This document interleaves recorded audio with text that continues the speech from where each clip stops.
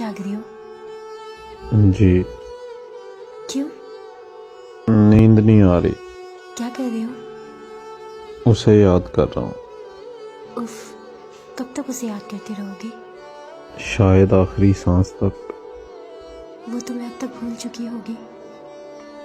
हाँ तो क्या यार, तुम भी भूल जाओ। नहीं भूल सकता। कोशिश तो करो। करता हूँ कोशिश। फिर दिल बगावत करने लगता है, दिमाग का साथ नहीं देता।